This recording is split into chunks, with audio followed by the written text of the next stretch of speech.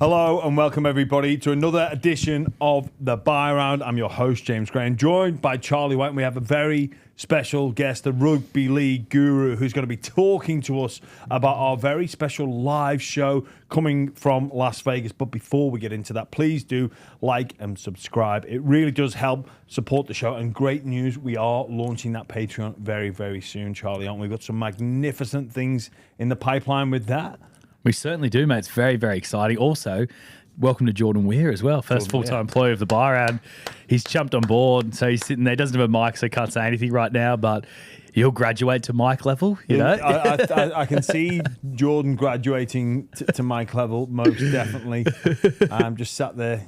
Yeah, a couple of finger guns. Yes. But more importantly, Guru, how are you, brother? You well? I'm going good, mate. I've Vegas not too far away. I've obviously got my own little Patreon group. It's a new level to the rugby league community. I think you boys will really enjoy it. Yeah, that's good because you do a lot of the Supercoach stuff on there and breaking news. Because I did become a Patreon member briefly during Origin because you actually were the guy who was breaking the Origin a little team. Scoop. Yeah, every game I think. Every game for Queensland. Yeah. Well done. You believe I've got some tells in Queensland? Can't believe that fucking talk to me. But, it's unreal there. And Vegas in a few days. Can't wait for our live show. It's going to be a cracker. Yeah. When do you go then? I leave on Tuesday. Nice. When are you guys going? Monday for me. You're going Saturday? I'm going Saturday, but official work starts on Monday. Yeah, bad day to be Sunday. Yeah. Yeah, very bad day. Luke here is going to be part of this live show. How good. So you can tell us a bit about it. So it's at the Fan Fest setup. It's at the Fan Fest. It'll be on Wednesday, Las Vegas time, 1 p.m. So the three of us will be up on stage. Talking about, I guess we can sort of let them guide to some extent what they want to talk about. But I'm sure Kezzy's been to Vegas before. He'll have a few stories and whatnot. Yeah, hopefully we can get him to tell us about the time where Spencer Leniu tried to fight all the Broncos players. Allegedly. When they were all staying on the same floor together. And people might have had to split them up in the hallway. That was Vegas 1, wasn't it? Number Vegas 1. Yeah. When it didn't seem, it felt like we were in a dream. Like when Volandis and Abdo announced we were going the season before, it's like, really? And then we were actually there as a game. And what an experience. So it's grown and grown. And that Fan Fest, the work that the NRL do to, give fans access to the players. There'll be so much going on. We've got that live podcast happening. I think it's going to run for about half an hour. So look, Doggies fans, Dragons fans, Cowboys fans, Newcastle fans, fans from the Super League, fans of the game, get on down there, have some fun. We'll be taking photographs and building up what promises to be an excellent 3 games to start the year. Should be an enormous 3 games. Really looking forward to it. Obviously, Cowboys and Newcastle, plenty of superstars running around there. And I just think the Canterbury fans and the St George fans, they could blow the roof off that stadium. I can't wait for that one. Yeah. Have you done all 3? I have. Yeah. It's going to be, I've told pretty much everyone I'm not drinking at the moment on this show about 12 times, but it's going to be a different trip for me because the last couple have been very loose. This one's going to be very different. Well, I've got this bung tooth at the moment. I've been told not to drink, and I broke the news to the one and only Sam Rigney last night, and he just went, nah. Okay, well, that's fair. Yeah. So we'll see. Yeah. You've done it 3 times. You're not going to be sober for this one, eh, Jimmy? No, but I've got way more work on this time, so... Buy Round, Triple M, Bulldogs. So, we're looking to maybe just rein it in a fraction. Would have been lovely to have you at our live show, by the way. Getting flown out for the evening. I will not be at the live show. Going to watch Nikola Jokic, Denver Nuggets, big Denver Nuggets fan. Going to get Jokic, which will be awesome. Says everything about you. That it's like I'm not. You name the individual first. But the individual, because I'll tell you something about Nikola Jokic. He's better than Michael Jordan. So he's the greatest NBA player of all time. So you can go and see him in action. That's who you want to go and see. If he didn't play, I'd be absolutely shattered. But then you're supposed to support a team. That's what team sport is all about. It's about tribalism. It's about, Did I say I didn't support the team? But you name the individual first. Of course, he's the best player. If he leaves your team, you burn his shirt. No, I don't. That's what you got to do. That's like that. That's what real fans do. When their stars leave, burn the shirt. See you later. Thanks for coming. No, not with Nikola Jokic because he's the only guy who's ever won a title for Denver. So if he left Denver, you wouldn't be like putting his jersey in the bin. No, I'd be grateful that I got to experience the greatness of Nikola Jokic. I am joking, of course, people. That is the scallywag in me coming out. While we've got you here, sorry. Before we move on, that's an issue on its own for sure. Better than MJ. In my opinion, better enormous. than MJ, and I think MJ's a little bit overhyped because he he's won 6 titles and everything's about titles for some reason. If Nikola Jokic had a guy like Scottie Pippen next to him, he would have won 15 titles. He would have never not won the title. That's how good Nikola Jokic is. But this isn't a basketball podcast, is it? No, it's not. What are you made of the new rules? Obviously, that's going to be the first time in Vegas that we probably see NRL action with the new rules in place. The 6-man bench. Do you like that one? Do you care about it? I kind of do like it. I am worried about how it's going to impact junior grades and all that sort of stuff. But I think entertainment has to be our priority. To be fair, though, on that, Guru, every team would take 19 players on match day and be ready to play. And those 18th, 19th man wouldn't have played anyway. Yeah, but my understanding is that you will also have a 20th and 21st man as well, won't you? Oh, in your part, you have an injury in a warm-up, squad, yeah. So like it does have an effect. It's not the end of the world, but personally, mate, and this is where I think it would have been better if the NRL gave the clubs more of a heads up. But like if I'm the Melbourne Storm, for example, and Trent Tolau sitting on my bench, I think it's part of the Melbourne Storm's responsibility that if Tolau's going to sit there for 8 weeks, you should play him in reserve grade some weeks. You should have more than one dude ready. You shouldn't have the same guy sitting there for 27 weeks. I think coaches will plan for that. You're going to have to. I think there's tales of different seasons, different coaches. Oh, this guy was 18th man for X amount of weeks. And most coaches don't do that because they realise and they understand the importance of playing some level of rugby league football. You might be ready for first team, but you've got to play somewhere. Yep. So, I guess one thing I think it will take away is versatility. When you look at players and they're versatile, I think that will be not as a saleable attribute towards a player. If you think about, when they go to market or a club's looking at recruitment or building a roster or building a squad, or their versatility value, so what? We don't require that so much anymore. And I think that is something that I am going to miss about our game, in that when there's an injury or HIA, you have your Kate Balls, your Dylan Lucas that are put out of position, and it's part of rugby league spirit. Make it fucking work. Make it happen. I am going to miss that part of it. But I do obviously get, from the entertainment point of view, when it's Origin grand finals and a centre gets injured, they want a centre out there, not someone playing out of position from an entertainment point of view. But I think for us that are like proper rugby league fans, you will miss that aspect of bite down on your mouth guard, make it work with what you have to do. But I think overall it is going to be a good change to the game. Speaking of the rules, I thought that chat that you had with Kez the other day was, I hadn't even considered that with the blue shirt. I thought that was so interesting. I don't know if anyone else cares as much as I do, but I was just wrapped up in that. I haven't stopped thinking about it. Me either. We were having that chat and I thought it was on the rundown about the new rules, and he starts expanding on the role of the blue trainer, and I'm like, really? Mate, then the way he was talking, not just to Cooper Cronk, but also to Brett Morris and Daniel Tupou, the communication. And even how they're talking to him. Via, and when Kiri started talking about it, I then realised, I was like, geez, I knew there was a change to the blue shirt. I didn't even read it because I didn't think it had impacted in any way, shape or form. I had to actually go back and read it to understand the context he was coming in with. Very interesting. You watch now the medical staff that are allowed on, all of a sudden, former players will be doing their medical degrees in order to sneak their way on. That is, if that happens, that is coaches looking to exploit the new rules. I wonder if Dr. George Paponis, Martin Lang. I was going to say him. He's a real doctor. As opposed to what? Well, as opposed to a footy player pretending to be a doctor. He's a real doctor. A fake doctor. No, but it's a good point. That's a good point. Well, there are doctors like dentists. Are dentists real doctors? Are veterinarians real doctors? No. Yeah, exactly. But they're probably considered doctor. You go to the vet's got a doctor in front of it. Mate, Charlie chose blood this morning. He's come for fights. This is wild. My sister is a dentist, and she adamant that she's a doctor. Well, you're not a doctor. You're a dentist. You're a dentist. She's something else. She's does something with facial things. Yeah. As well. Not to take things dark, highest suicide rate of any job, a dentist. I didn't know that. Yeah. So yeah, didn't need to take it dark. Didn't need to no. put that out there. But Vegas, Vegas rule changes. I'll tell you something interesting. The NRL is considering allowing the 18th man and 19th men for State of Origin to play for their clubs in the week leading up to it. I think they have to. Yeah. Yeah. I think they have to because it's... Sorry, you prefaced that comment with talking about Vegas.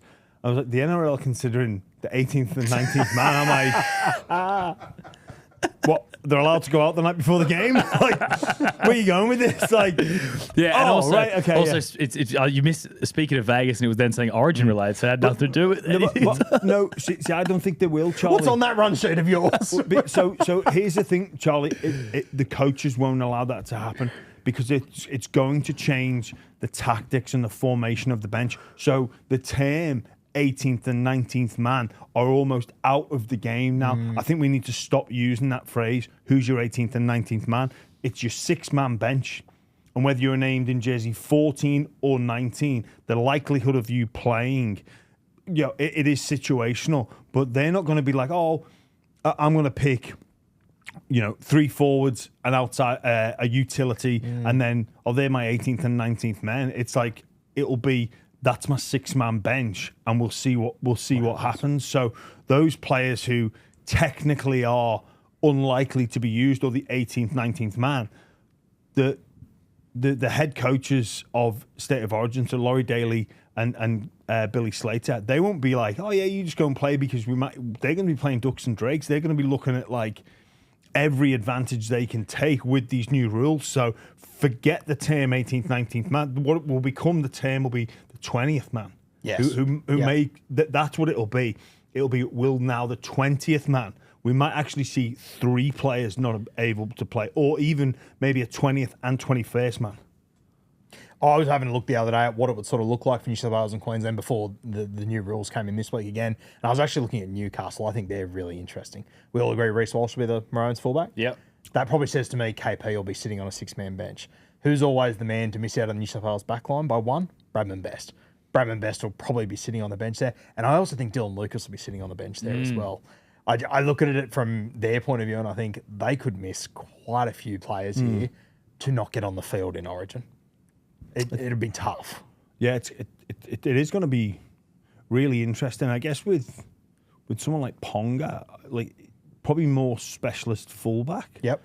Like, yeah, no, he is going to be. I think he'll be in that 6-man bench. Yeah. He? Because he could be the 14 anyway. Like he has played that role before in Origin. Guru, thanks very much for coming in. Very much looking forward to the live show. You, Luke Keary, Jimmy Graham, 1 p.m. on the Wednesday. If you're in Las Vegas, come down. It's going to be a great spectacular because the Fan Fest has so much stuff going on there as well. Like that's going to be your go-to spot every day if you love your rugby league. Should be a good event. It absolutely is the place to be if you do love your rugby league. Yeah, the Fremont Street's amazing as well. It's unreal over there. There's a lot to do in Vegas, but nothing better than our live show. Yeah. So make sure you're there. I'll be there. You won't be, but sure. Very much looking forward to the live show, connecting with the fans. Guru gives plenty of great insight, and Luke Keary on board as well. Yeah. He's been a fantastic. He has. addition. You know, Rugby League Guru, his little brother has been picked up by the Melbourne Storm as well. Oh, really? He's in their system down there. I think his name might be Josh Durkin. Oh, yeah. So Rugby League royalty in that family as well, potentially down the track. Absolutely. Charlie, great to see you as always. You're looking somewhat fresher after your 75 hard, which obviously everybody knows about. Yeah, tell 75 people a day. That's one of the challenges. And I'm doing that easily. That's the easiest part. That's the easiest part. Yeah, Is that part? Yeah, it's one of the list. No, it's not really. No. Same for me, running the backyard ultra. Tell everyone. Oh, yeah. What's a backyard? Because everyone goes, what's a backyard ultra? And you go, let me tell you this. Yeah, every This is what podcast you brought it up, every opportunity. Everyone knows you're doing it. Have you got a timing in mind yet? I've got a goal of, it's not timed event, I've got a goal, I've got an idea in my head about the number of quote-unquote laps I want to run of 6.7 kilometres. But I think I said to you about me mate Mark, who... you're going to do one better than him. One better than him. Yeah. So, but I've got an idea, so I've been... Are you going to say that idea? You don't want to say so Mark doesn't find out about it? No, I don't want to say it. Okay. Just it'll be multiple more than him because I'm not backing him to get anywhere near me. Do you feel like aerobically, like you're as fit as you were when you played, or fitter than you were when you played? Nowhere near. Nowhere near as fit. Nowhere near, mate. Yeah. No, Yeah, absolutely nowhere near. Because the backyard ultra isn't crazy though. You could be running 100 kilometers. Yeah. So I did a marathon, and when I was playing, like, I there was maybe for 3 or 4 years there, like absolute peak conditioning, like high speed for like a long time. Could like was up there with like the fittest in every team that I played at, forwards and backs. And I always thought I could run a marathon easily.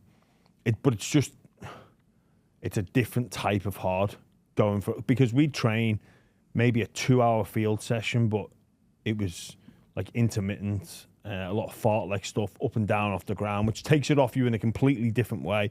But just being up on your feet for sort of 3 hours at a time, not really any breaks. So I did 30K on Saturday. And it's just long, it's arduous, it aches in a different way, but nowhere near as fit as So it if used you to did be. pre-season training, you'd be screwed. Well, we're going to find out, Charlie, aren't we? We are going to gonna find find out. Yeah, great segue, my friend. Doing some drills, some old school, well, not old school, but some... You're getting put through a pre-season test. Getting put through a pre-season by the one test. and only Ronnie Palmer. That's right, One of the yeah. greatest trainers to ever be involved in rugby league. Obviously played rugby league as well. Has been involved in the game at the highest level, multiple NRL clubs, state of origin. He's got a reputation as well. So I spoke to him on the phone about what we're going to do, and he's like, "Yeah, I'll just warm you up, and then we'll get into it." I'm like, "Ronnie, I've heard that your warm-ups were more than enough in itself, so." Yeah, I haven't done that style of training for 5 years. Yeah. So different style of training. So we'll see what happens. Have I still got it? We're going to find out. We are going to find out. And our viewers are going to find out. Our We'll be on listeners are going to find out. YouTube, Instagram, TikTok. No, it should be great. It's nice to see that you've had a haircut and a shave as well, because we basically had our marketing shots for the year for Triple M, and the style guys sent around. And it was pretty clear, like, wear a collared shirt and jeans, and you rocked up in pajama shorts and a Kmart t-shirt with a full beard and scruffy hair. So that was great from you.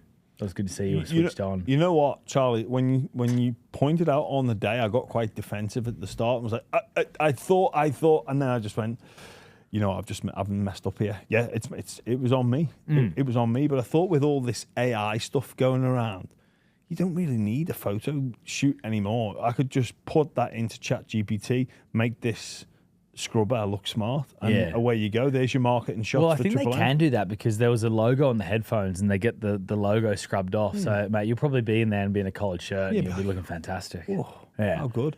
Big news out of the trials, though, because this is the week now where teams are pretty much naming their full-strength side if players are available. And the first one, the Bunnies, is probably the most interesting one. We expect it to happen. Jai Gray's at fullback, Latrell Mitchell in the centres. You've also seen Ashen Ward get the 7 jersey over Jamie Humphreys.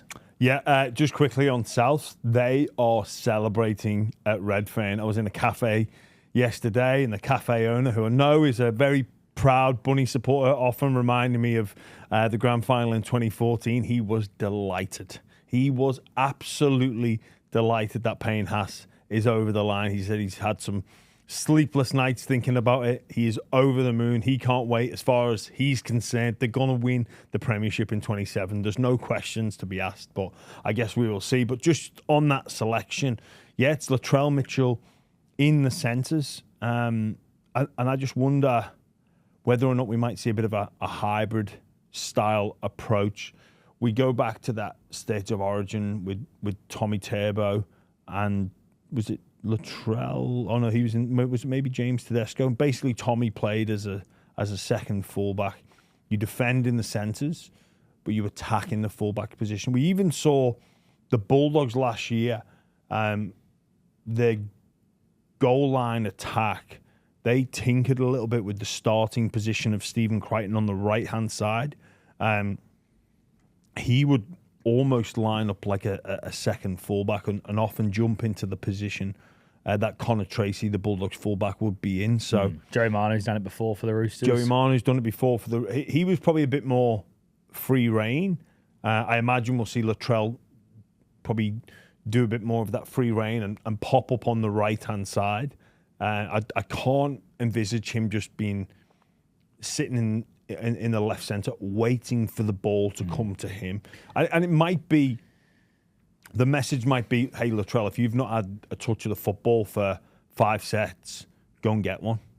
Because good things happen around him. And it's probably a bit it's a bit catch-22. He's too good to have the number of touches of the average left centre.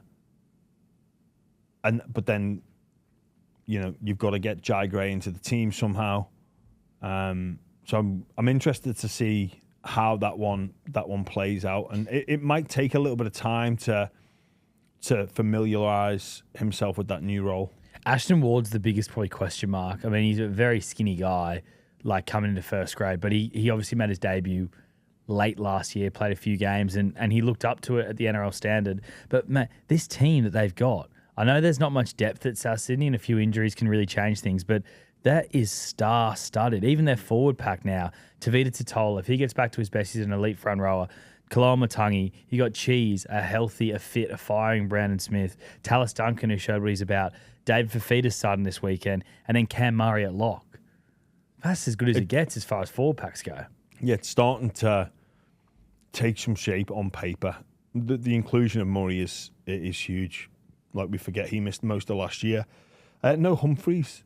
Humphreys in the 14. So obviously, if Ashton Ward's been given the 7 jersey, he's got the nose in front. You never know what happens in this trial.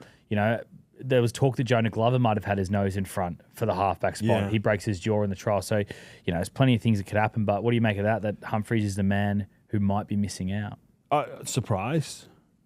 Yeah, really surprised. I thought Humphreys did a great job when he played last year. Obviously, there was a lot of moving parts in number 7 jersey for South Sydney, and they were decimated with injury. But even just pure body size, like, I'm probably not looking at them too technically, but I think body size, Humphreys, and I thought he actually played reasonably well last year in the number 7 for South, so enough to give him a start. But obviously, Wayne has seen it differently, and Ashton Ward gets the first crack of the whip. There could be a little bit of like planning for the future as well by, do we give Ashton Ward this year? Because Humphrey's obviously off contract at the end of this season, whereas Ashton Ward's signed for next season. And we know their cap's tight. So Humphreys it's probably unlikely that South can keep Humphreys with everything that's going on. Yeah, he might look to stay for Leicester with everything that's going on. That usually the halfback, the number 7, is paid top 3 earners. This might be different for South moving forward. I think whoever wears the number 7 jersey for them next year isn't going to be on a big wicket. They just can't be, and that's what a 7 would recognise, that I can put my name in the lights, I can elevate my game, I can be a Premiership winning halfback off the back of Payne Haas, Latrell Mitchell, keep on David Fafita. That they can do that, and I think they probably look at it and go, you maybe use it as a stepping stone to a bigger deal at another club. But if Jamie Humphreys is in charge of that team, he knows he's going to be sacrificing dollars. But you stay there to win big games. The game that I'm most looking forward to this weekend is the Tigers against the Panthers. The Panthers pretty much full strength. The Tigers pretty much full strength. And the name that's really, really exciting for Tigers fans is Makasini on the wing. Now, he's been touted as being one of the absolute superstars of the future. Did a podcast with Josh Reynolds earlier today, and Josh Reynolds coached him in the under-19s Origin. And they picked him for 18th man. Josh Jackson and Josh Reynolds were the coaches. And they had him at 18th man, and they got the training. They're like, wow, we stuffed up here. He should be in our 17 for sure. What have we done? And Josh Reynolds thinks he reminds him of Israel Folau. So he compared him to Israel Folau, who one of the absolute supreme athletes that the game's ever seen. So that's a huge rap for Makasini. But it's exciting for the Tigers, Jimmy. Yeah, it is. It is exciting for Tigers fans to have some hope in a young player that has shown so much promise and has these big raps. I guess the biggest problem will be keeping him, and that'll be one of the things that Benji and the rest of the staff there and the boys will be aiming to do. You keep him by getting results and getting performances, because if he goes on to fulfill his potential, he's going to turn heads of some of the quote-unquote bigger clubs. Sign until the end of 2028. Yeah, that's great news for Tigers. Yeah. So they've got him. They signed him on a 3-year deal end of 2024. So, yeah, he signed until the end of 2028, which is great news for them. The Panthers, Jimmy, full strength. The only name that's missing for them is obviously Scott Sorensen, who looks like he's going to the Perth Bears. Be a good signing for Perth. Be reminiscent of the Bromwich boys that went to the Redcliffe Dolphins, sort of set a standard there. Scotty Sorensen's won multiple premierships, and I imagine it would be an increased salary if he goes over to Perth Bears, which he fully deserves, and he can set some standards there about what hard work really looks like. I think, if you look at the Dolphins, they targeted players from specific clubs, from specific cultures that know what winning looks like, and for me, that was almost certainly by design. Had those players been available and maybe not been at the Melbourne Storm, there maybe have been a different approach in their recruitment strategy. Scott Sorensen, yeah, he'll be able to set those standards, and I think they may move for somebody like a Cam McInnes as well. I think Sifa Talakai from the Sharks has been linked to them too. Yeah, that looks like very likely to happen as well, on a 2-year deal. So they're kind of getting all these, quality players. Yeah. But not any of those big fish. Not many marquees. Yeah, and Talakai's played Origin, but he's not he's not marquee level player. Yeah, in one of the key spine positions. They've got some really good players there, but probably no one like great that's going to really turn heads and be that really marketable star for the Perth Bears, and that's fully respectfully speaking to the players that they've already signed. Thinking back to the Dolphins, they missed out on a few. They managed to pluck the hammer out of the Cowboys. That was a big one, and then they went and got the young next superstar in Izzy Katoa. Yes. So look, you'd imagine that the staff at Perth Bears are scouring the market for who that next big fish is going to be. And we all know as well, you'd be naive if you don't think that there's going to be some disgruntled players, or, I think we've said before, one of the benefactors of the move of Payne Haas to South Sydney is they're going to have to shed some players in all likelihood. Would be the Perth Bears. So they can look at some of those players and say, okay, well, we'll take them off your hand at full wicket. If not more, we'll pay them more. And South, it's a win-win-win for Souths, for Perth, and for the individual. The name that does keep coming up of those potentially future disgruntled players or players that might not be needed at their clubs anymore is the Dogs' Matt Burton. And whether or not, he could be the guy that goes over there and he could be their marquee. He's obviously done his hamstring. He would be. He would be a marquee over there. Yeah, definitely. But I don't think he'll go. Yeah. I don't think he's, in my opinion, he's too valuable. And, yeah, I just can't see a world where the decision makers allow him to go. And I know people love to talk about the Bulldogs, as do I, in a more positive way. And that's the issue that the Dogs are going to have this year, is that there's a lot of people that can't wait for them to fail. Yeah. The other big issue is that now Leo Thompson's going to miss the first 10 weeks of the season. That's a huge loss for you guys. Yeah, 10 weeks. Vegas, then a week of all the other fixtures round one, then the bye. So, yeah, not ideal with what was being expected of Leo Thompson to bring. And I think, when you come to a new club, when you are the marquee signing, you want to make an instant impact, and that level of frustration. And I think now the work behind the scenes is about just calming Leo down and just not. Well, sorry, it's about recovery from injury. But then when it is time to come back, it's about, mate, you don't need to go and make up for lost time here. You don't need to go all out in the first 2 sets, you've just it can be a slow burn. Forget the outside noise. Forget what Bulldogs fans are expecting you to do, what the expectation of former players is from you in terms of being that leader of the pack. It's like it's just put the brakes on this, mate. Get yourself right, slow build in, and put on a final series like hasn't been seen for a long time. Yeah, you were obviously really durable, so probably haven't had a similar situation like this happen to you, where you've gotten injured just before the season starts. But what's it like as a front row when you've seen other front rowers go down with an injury around this time of the year, especially a guy coming in new? It's a calf injury as well, which is they're an annoying injuries to get right. Well, no one wants to be injured this time of year. It's the worst time of year to be injured. I guess the only other times would be finals and Origin if you're available for selection. But you've done the hard yards in the preseason, and you constantly. Anytime I've seen a player go down with an injury, it's constantly, well, what if we didn't do that drill? I think I've seen it before where one of the outside backs went up, like was doing kicking catch practice, and so just one more. Ball goes up, bang, Achilles goes. Well, why did I just do one more? But injuries are part of the game. Leo Thompson will be just fine. Just adds a bit more responsibility on the likes of Josh Curran, Max King, some other middle forwards, Tupanua, who was looking like he means business. You forget the final series, that game against Melbourne in particular, Tupanua was keen to mix it.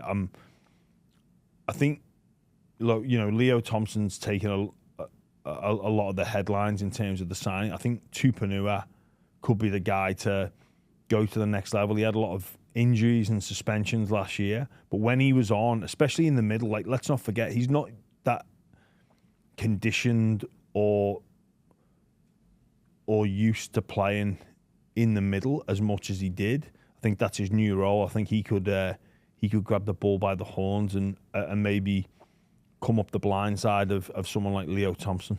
Yeah.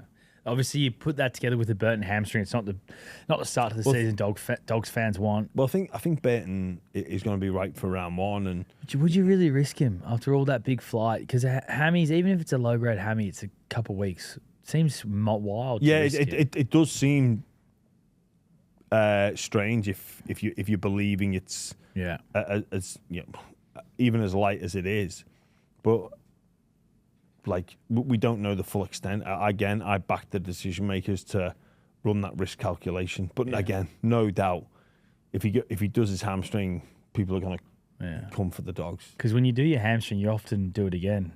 It's one of those injuries that is reoccurring. You know all about it, because Jordan Weir actually he's done both hamstrings. And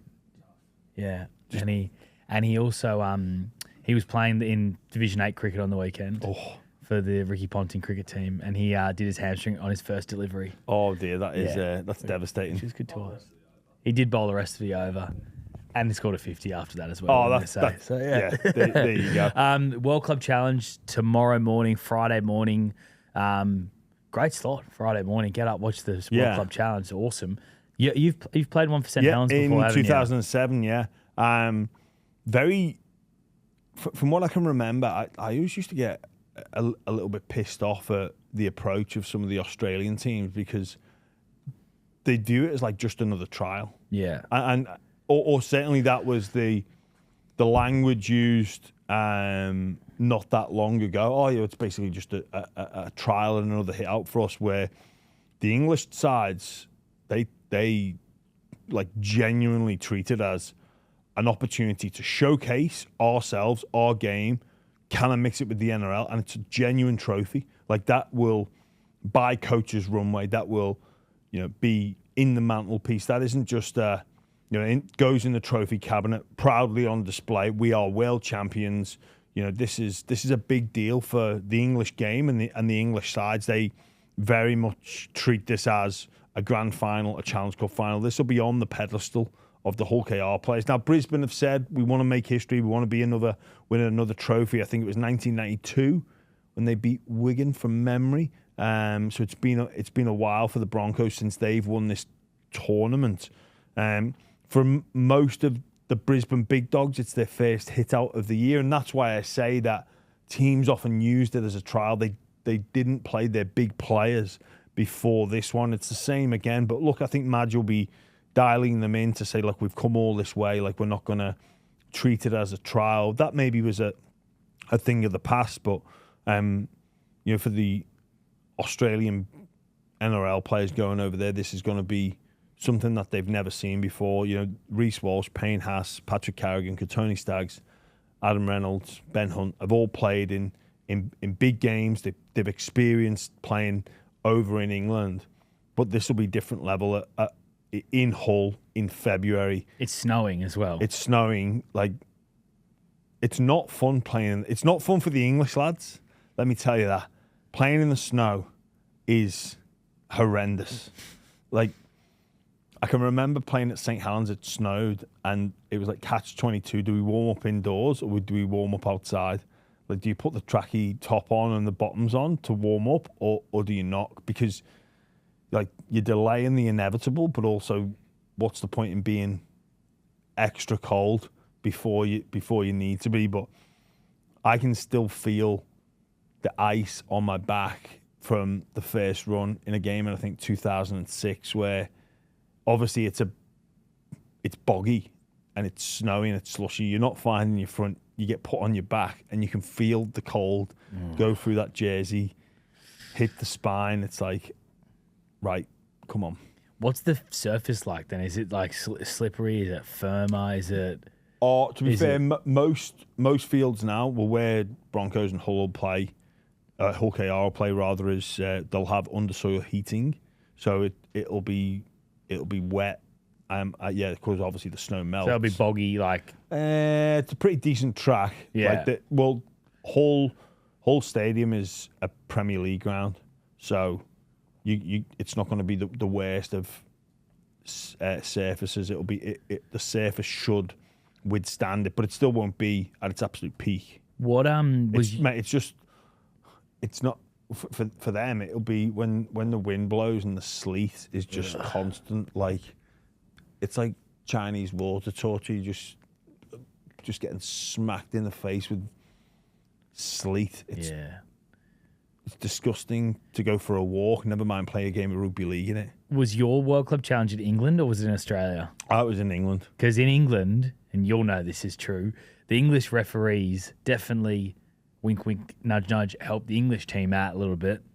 A bit more relaxed on the offsides, a bit more like holding down on the ruck. That's the game over there. It's not a favouritism of the English side. It's just how the game is officiated over there. Now, Mikey Lewis has escaped suspension. Wild. I think if you're going to point accusations of favouritism, it maybe be at the match review committee.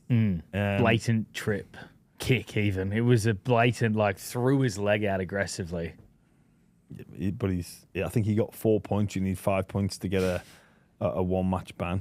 But you know what will be interesting? Like, loved Carrigan and Walsh when they played for Australia in England, and how they mingled with the fans at the end of the game in like October, November, and honestly couldn't speak highly enough of them for the way that they gave their time to both visiting Australian fans, all the people that came on our Rugby League experience tours, all the other tours that were out there. The Aussie players couldn't give enough. Reece Walsh, Patrick Carrigan included. They were interacting with the English fans as well, but it wasn't that cold.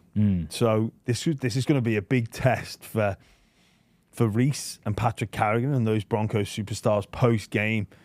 Let's see how much they love the fans when it's sleeting, whether they'll stay and sign autographs and take selfies, because the fans will stay, but whether or not they do, I don't know. I think we can all forgive them for going to get a nice hot shower post-game. And Staggs has had a shot at Penrith for not winning the World Club Challenge as well. So has he? Yeah, he did. He said, well, Penrith didn't win it. So this could be the narrative that the Broncos players... So they're taking it seriously. Yeah. And, Michael Maguire, obviously he got his, originally got his runs on the board coaching for Wigan over there in England. So he knows what this tournament means. He'll have them fired up for it. Yeah, and he took South Sydney over, and they beat They won, St. yeah, Helens they in won. 15. So Yeah. yeah, he'll be taking it seriously. Yeah. Yeah, it's just the conditions, mate. Like they've had maybe a week, 10 days. It's a game changer, like massively. You can't underestimate that feeling of like, yeah, we're out for a World Cup challenge, but when it gets cold, mate, when your fingers go, when the cold ice hits your back, if your fingers go, they're not coming back. Would you play in gloves or no? That is everything you need to know about Charlie White. You could put like That is the everything the wide you receiver need to gloves. know. Charlie, I'm close to walking here. You've never seen the NFL, the wide receivers, they put the gloves on with you. Can you wear something like that? If you want. If you want, you can. Yeah. Okay. All right. Okay. Yeah. I can't even believe you're asking that question. Yeah. Well, mate, we don't play in snow here in Australia. We don't have snow. Okay. So you got to try things out. If any of the Broncos players have gloves on, let's see. Let's see. I reckon one of them will have gloves on. You know what? I don't think you're allowed. Okay. Well, that's a different story. I actually don't think you're allowed. Well, then that's a different story. Now, Jahrome Hughes, there's this investigation going on if he's eligible or not. He can't really remember when he came. I'll tell you what, I moved here when I was 4 years old. I remember I was 4 years old. So I think if you're 13, you remember if you're 13. But he's come out and said, I'm not going to play Origin. Origin is such a good spectacle because they're so proud. If I put on a Queensland jersey, I just wouldn't have the same passion, which is a strong statement. Well done, Jahrome Hughes. Well done. For me, I love this statement. He's got no real connection there, and he gets it, and he gets what passion is. Obviously, playing for New Zealand, I applaud this. It may have been a different case had he have stayed at the Titans and established himself there and being ingrained in Queensland for his early adult life. But I've got nothing but respect from this, and he said, the only reason I'd do it would be a cash grab. He doesn't need to say that. He could just put his hand up and he could, potentially bend the truth about, Queensland took him in as a youngster and all this. But I applaud this. It's great to know that there's players out there that aren't just going to use this as a stepping stone to play in the cauldron, the spectacle of state of origin. For me, it does pose some questions though around, well, how do you determine when somebody arrived in the state of Queensland or the state of New South Wales? Like, your passport records would show coming to Australia. Mm-hmm. But, as a 13-year-old, you're not getting a bank statement sent to you. You're not getting your resident I guess you'd have address. to prove it. You'd have to prove it. You'd have to have some sort of proof that you can do it. Is it on the player to prove it, or is it on the governing body to disprove it? I think it should be on the player to prove it. What do you think? Well, in international rules, I'm pretty sure, I could be wrong, like this would need fact checking, but it was spoken about that when like Ireland Rugby League was happening, all you had to do was to the best of my knowledge, my grandparent was Irish. So they didn't need like a photocopy of a passport or something like that? Or Well, when there was a lot of Irish migrants making their way over during the famine, it was most of them would be like undocumented, or they wouldn't have that document. It would they didn't have that documentation with them. So yeah. I think I spoke about with Luke Keary. So my grandmother, her mum was an Irish immigrant, which then made her half Irish. Yeah. Right? Full Irish. No. So your mum made your mum half Irish. My grandma. Yeah. And that the eligibility criteria was if you have a grandparent that is quote unquote Irish, she was half Irish because her mum was Irish. So then, but all I would have needed to have said is, to the best of my knowledge, this is what the the family story goes. Yeah. And there's no I documentation. think it's got to be to stricter support. than that, though, doesn't it? You've got to have it's state of origin. It's a lot easier. What you're talking about is like immigration, undocumented immigration. It's probably unlikely that it's going to be undocumented immigration for people coming to Australia, especially footy players who are probably coming over here.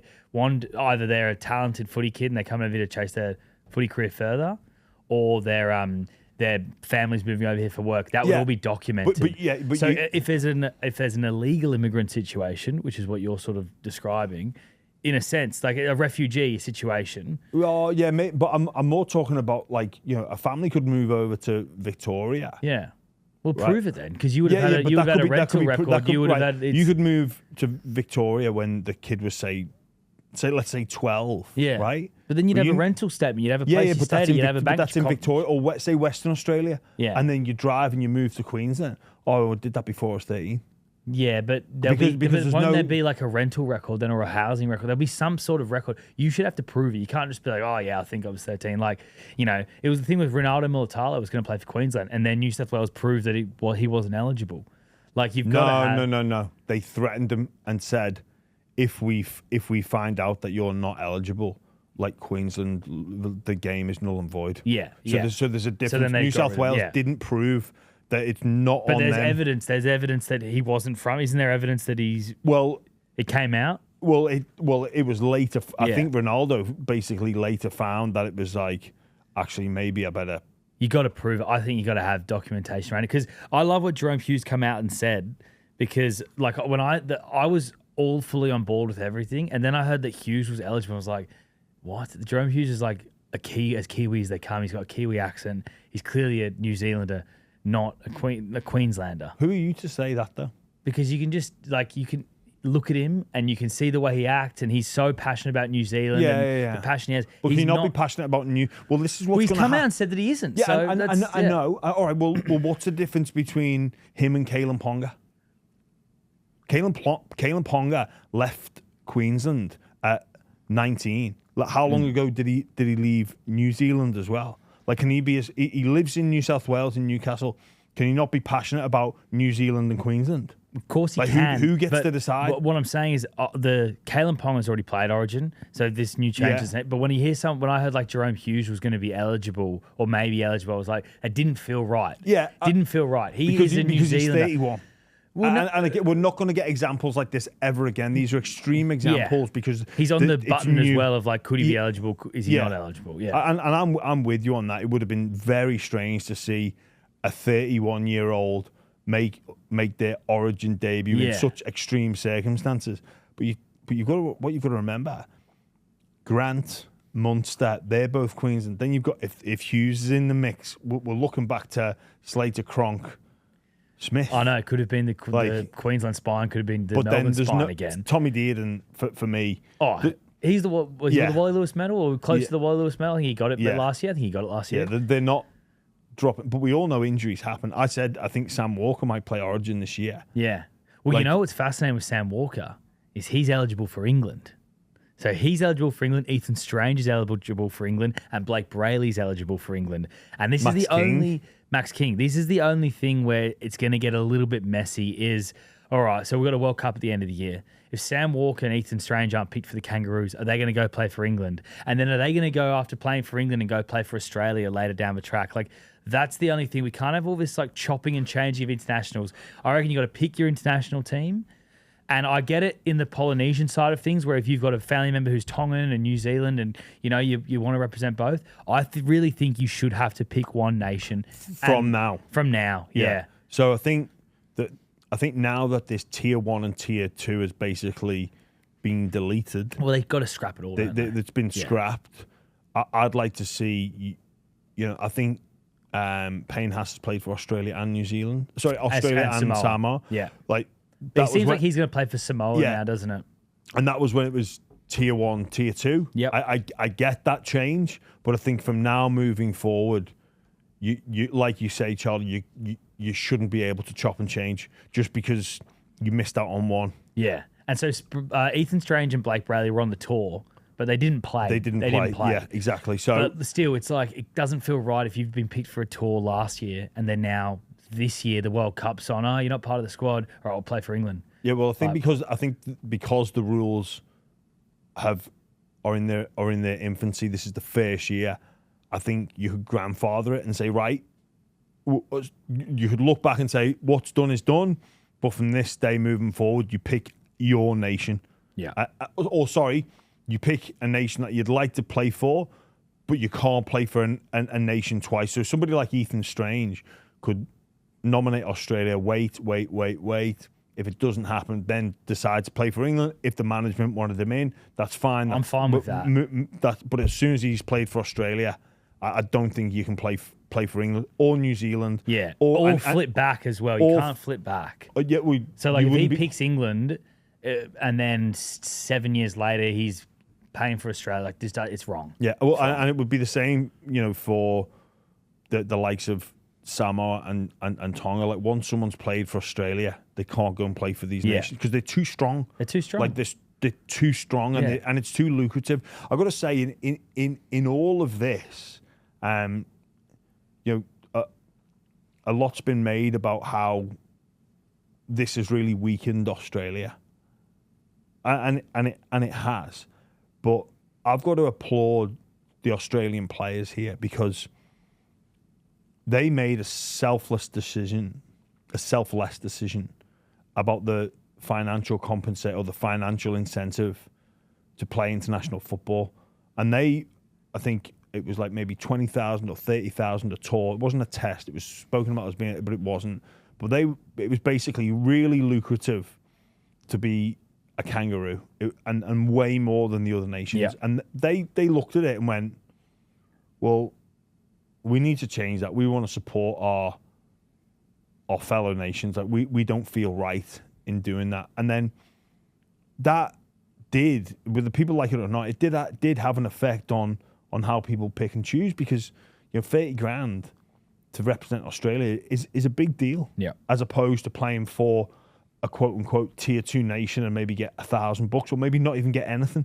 And look, international football, I didn't need to be paid for it, but it certainly helps. Yeah, and it makes a difference in the. I actually I think you shouldn't get paid to play international. Football. Maybe you shouldn't, but you do. Yeah. Maybe you shouldn't, Charlie, but you do. And that horse has already bolted. You look at rugby union and what their international test players get. Nobody in rugby union is saying you boys should play for free. Yeah.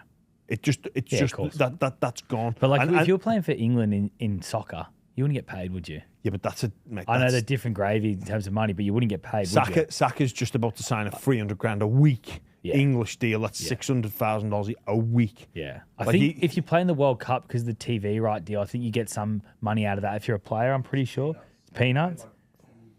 It's like $2,000 a game. Okay, and that's crazy when like the Soccer World Cup TV rights deal is probably worth like $10 billion. Yeah. But anyway. Yeah, but you know what? It'd be an interesting deep dive on the financials of international soccer or football. Yeah. But basically the point I'm trying to make is hats off to those Australian players that said, look, we're not going to just take. We're going to give back and spread the wealth on an even and consistent basis.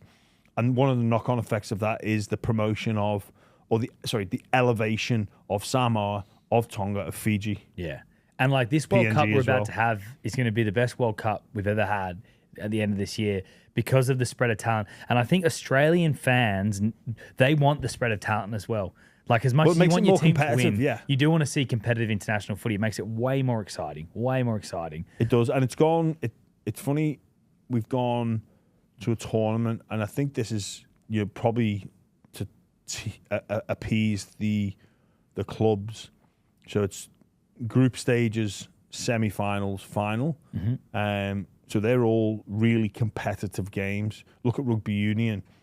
They go group stages, round of 16. They've thrown in, it's like there's going to be some meh in the round of 16, which a lot of probably you don't want. So maybe if we had a quarterfinals, there'd be a bit. There might be some like disparity. Lebanon sneaks in there, Fiji, between us PNG. against Australia. Yeah. It might be some blowouts. Yeah. We're not going to get that. This is going to be like the 4 semi-finalists will be genuine elite teams. contenders. And it's most likely Australia, New Zealand, Samoa, Tonga, because England are rubbish. You forget where you came from, don't you? Yeah, I do. I do. No, in all seriousness though, England probably get like the Pacific Championships were way better than the English Australia series because, and I know it was obviously here, just the quality of it was a lot better. I think the rules of engagement were a little bit different, which didn't help. But, yeah. Yeah, we'll see at the end of the year, Charlie. We shall. Potentially the assistant coach of England as well, still in the works. Not maybe. going to happen, Charlie. Not going to happen. No chance. No. Just I don't want to. I don't want to make the time. Yeah. I really just don't want to make the time for it to happen. We'll be busy with Bahrain anyway. Potentially, yeah. I just don't want to make the time to happen. And also, you know, it's funny. You speak to people about having like regrets, like and looking back and thinking, oh, maybe, like I don't think I'll have any like regret for not chasing it up, or not pursuing it. I mean, you're young. You're a young man. Could happen at any time. Not even 40 yet. Or you turned 40 last year, actually, didn't you? Yeah. So you're still a young man. 40's young. Yeah. Before we go, we're going to do some Believe It or Not for the season ahead. Now, these are obviously somewhat hot takes, Jimmy, and I'm going to ask you if you believe them or you don't. Now, have you seen the Man United fan who hasn't cut his hair? I have. So basically, he's refused to cut his hair until Man United win 5 games in a row. I think that's a bit of a strong step. He's not refused to. He's just decided I'm not going to cut it. Yeah, he's not cutting his hair until they win 5 games in a row. They had a game against West Ham on the weekend, which they lost. Or they drew. Sorry, it was a draw in the end, wasn't it? Yeah, they drew. So he hasn't cut his hair. I actually think really he's probably rooting for them not to cut his hair. Now he's making millions out of it now. Like if he cuts his hair, it's over. He's forgotten about it. He goes into the ether. Whereas like if he... Yeah, you know what? People give him... There's a lot of haters out there like, oh, you know... It's like, so what? Let people get on with their lives and like, who cares? Like, does it affect you in any way, shape or form? No.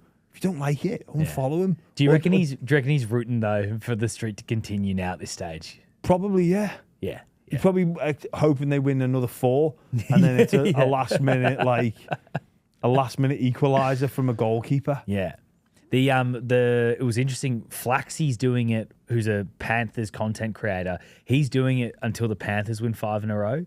But then as a result, he worked out the stats of how many days it was between winning 5 days in a row. For the West Tigers, it's been 5,000 days since they won 5 games of rugby league in a row. But the question for you, Jimmy, is no NRL team will win 5 games in a row this year. Do you believe that? No, they will. They will, A team will win 5 games in a row. Yeah. We have to win 3 in a row to win the grand final, so absolute minimum. Yeah. So if you're in 27... And 26. 26, happy days. No, a team will win 5 in a row. Yep. The 20-metre 6 again rule change will make the 6 again a farce once again. I think we're going to see some teething problems. Look, God love the referees, but it's a big change for them because their default is to blow the penalty, and then when they're going to have to, and it happens even now where we see, oh no, sorry, that's a 6 again, or they rule a 6 again, and then sorry, no, it's a penalty. They lose their bearings, which is understandable. I think we're going to see a lot of teams look to exploit that rule and really lie on in the fair, because we know the importance. So if you play, say you're playing Penrith, the importance of winning tackles 1 and 2 are huge. So if that tackle 1 and 2 is happening anywhere outside the 20-metre zone, you're going to lie on. Like Penrith, like they're going to look, they have ways to counteract that. Easier said than done. You know, win the ruck on tackle 2, or it's Brian Toto. All right, yeah, cheers, coach. Thanks for that. Yeah. How do I do it? It's going to be bloody hard, but we're going to see a lot of teams look to exploit that rule and will be more than happy to concede 60 games. I hate it personally. I loved it the way it was last year with the 40 metres. Like, because the 20 metres, you're going back to how it was when the 6 again first came in. I reckon the best year we've had of NRL would have been last year in recent memory. Last year was incredible. I don't get why the rule change. You make a valid point, Charlie. I hate it. A coach will be sacked in the first 10 weeks. I do not believe that. No. Not in 10 weeks. You're not worried about Anthony Seabolt? Not worried about Todd Payton? Not in 10 weeks. What have I they think got usually the talk goes they've got 10 weeks to save their job. Prove them 10 weeks, and then they start looking. You know, the one that's interesting is Anthony Seibold, and obviously he's part of the Byron family here. We love him here at the Byron, and I hope he keeps his job, and I hope Manly go really well this year. But the interesting thing about it all is Jason King coming in as executive. Now, Anthony Seibold is not a Jason King hire. And when your CEO has hired their coach, they're much more likely to stay loyal to them because it's part of their legacy as the CEO as well, and it's part of their rap sheet as a CEO. If you're a good CEO, ideally you're not hiring and firing coaches. Ideally you're hiring a coach and they do a great job. Jason King is also part of that Manly Old Boys group, and all the talk is that the Manly Old Boys are not a huge fan of Anthony Seibold. And that's led by guys like Anthony Watmow and others. Now, Jason King would be very, very close to this Manly Old Boys group. And whether or not he shares the same perspective as these Manly Old Boys, it remains to be seen. But the pressure's obviously on Anthony Seibold, given he's not a Jason King hire. Yeah, the pressure's on because of the talent in the room and the expectation of Manly, and because those Old Boys won multiple premierships not that long ago, Jason King included. But I don't think Jason King is the type of operator at CEO level to act on emotion or to care really too much about the outside noise. He's an incredibly intelligent individual that will be looking at this methodically, not because the Manly Old Boys WhatsApp group is blowing up. He's more than capable of managing that emotion and making a decision that is best for the football club. And if that involves Seibold staying, then he'll do that. He won't bow to external pressure. I really like Jason King. When he came into the studio, spoke to us at length about his career, about his role at the NRL. Delighted for him to have that CEO role at the Manly Seagulls, but he's not that emotional, erratic leader. He's not the Notts Forest owner who's going to get fourth manager in a season. He just doesn't seem that type of guy. I mean, I could be wrong. He could be in the crowd, blowing up. How good would that be? Jason King on the hill with all the old boys. This guy getting his access all areas past. Wouldn't it be brilliant? It'd be brilliant. But I don't think we're going to see that from Jason King. Suited and booted, rips it off. I'm a proper shows who you really are, King. Yeah, Manly's really interesting. Obviously, Paseka is the big one for them, coming off that Achilles injury. When he got injured last year, everything changed for Manly. They lost that momentum that they had. But then the other one is Jake Trbojevic. He said it. This is Jake Trbojevic said this. He's one head knock away from retiring. He'd be such a big loss mentally for that club if something did happen to him. That's a big if, and you almost can't. Don't know if you can approach a season like that from a player's perspective. Yeah. It's interesting. I know he's wearing that new headgear, and we spoke about that quite a bit. But yeah, and maybe he said that he probably shouldn't play like that. And he might move to look to put himself in different positions that overexpose you to those potential big collisions. But I still think Manly, last year, Paseka, but biggest news story of the year in round 3 or 4. Yeah. That's what messed their season up. 100% it did. Mate, you can't. Come on. Yeah. That's what it was. But the injuries hurt them. They lost Homolele Kawate. Paseka was massive. Yeah, of course. It's interesting, and I think Seibold, because the depth at Manly isn't amazing. If they lose a couple injuries... It's like that in a lot of squads. Charlie, I reckon the level, the evenness of comp is the best I've seen in a long, long time. Yep. But the depth is maybe where a few teams... Yeah, those fringe exposed. 8 teams. Yeah. That could be what decides a lot of the top 8 is injuries to those clubs. But you know how important it is for Manly.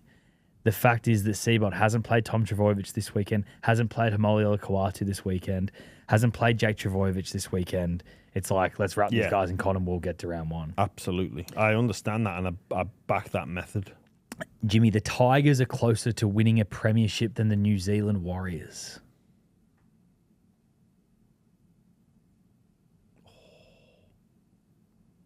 That is a tough question. It's a very tough question. Thank you, Anthony De Federico, for that one. No. No, they're not. No. You got the Warriors no, just. The Warriors just. Yeah. Yeah. The Warriors just. This Tigers team, I know it's I don't want to get too excited about the Tigers. You look at it on paper, it looks so strong. I know it does. It looks so strong this year. Yeah. Like the addition of Kai Pearce-Paul. Yeah, they're going all out attack. Bunty Afoa in there. Bunty Afoa is a good player, man. I was looking at the signings the other day and I was like, ooh, he is a very handy addition. Yeah. Have you would have played Bunty Afoa quite a lot. He was that forward as a fan. You look at him and you look at how fast he runs and how aggressive he is. And you're like, oh, this guy should be the greatest front rower in the game. Or like he's the scariest bloke playing in the NRL. He's an absolute kamikaze. Yeah. Not fun. Yeah. Well, it was fun. Why hasn't he kicked on and become one of the greats, though, of his era? Yeah, I don't know. Well, probably, Charlie, because it's insanely hard to do that on multiple. You can't have 10 runs a game like that, 15 runs a game like that. It's too hard. And I probably don't know what his defensive movements will be like. Or like, yeah, can't like. I know he's like an okay defender, like he's not a bad defender, but like the real elite middles are like across everything in the middle. So maybe that's it. Final one then, Jimmy, to wrap up the show. Jonah Pezzett will last the season as the Eels 5'8". I think he will last the season at the 5'8". Yeah, he might have to play 7 if Moses is out. And in Origin. And in Origin, true. True. Well, Moses is a bit like, you actually look at Moses' games played, he does miss a lot of footy. It's so important he stays healthy. It is. Yeah. Yeah, I like the acquisition of Pezzett though. I wonder if it looks like it, the Eels will miss the 8. I think the Eels might make the 8. I think they're a chance making the 8. But if the Eels looks like they might miss the 8, if they really do look to blood Joash Papali'i. Ah, I see where you're going Papali, with this. sorry, it's not Papali'i, it's Papali. I see where you're going with this.